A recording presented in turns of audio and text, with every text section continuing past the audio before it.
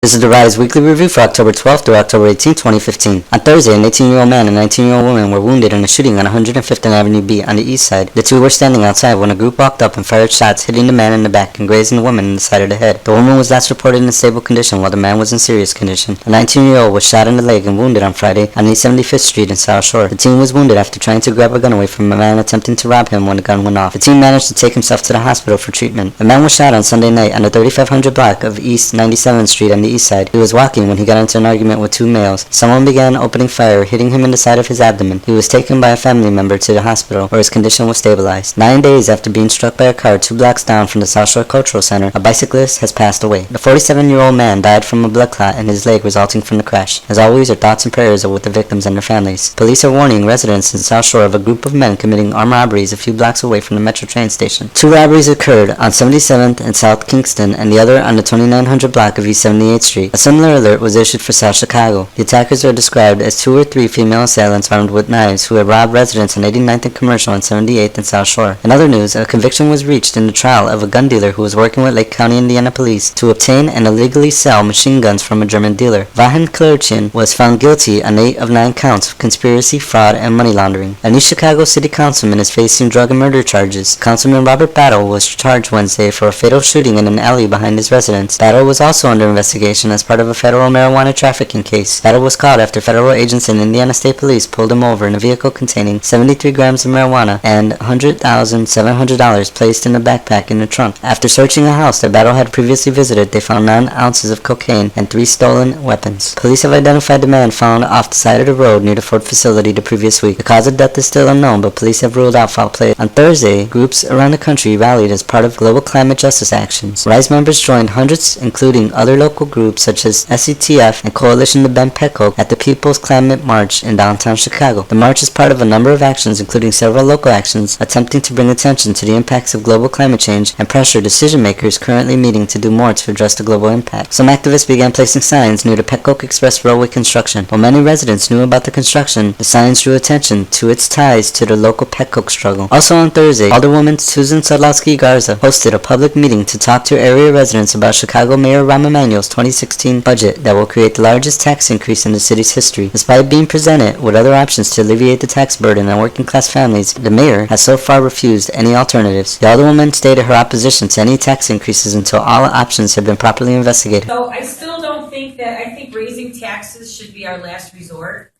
I think there's a lot of other things that we can do besides balancing the budget on the backs of the working-class people. I mean, that's what I stand by, that's what I campaigned on, and I can't stand by a property tax increase. Not yet, not until you look at every other aspect of revenue.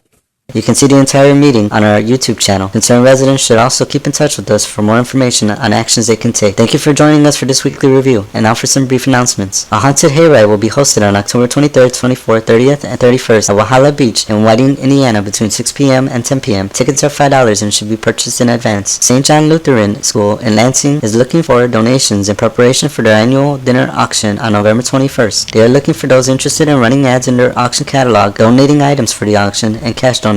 Those willing to help can use the listed contact information. Finally, Hammond Police are looking for help in identifying an armed robbery suspect that was involved in an attempted robbery at Grand Foods at 6850 Calumet Avenue. Anyone with information is asked to call 219-852-2999 or Detective Steve Guernsey at 219-852-2978. Peace.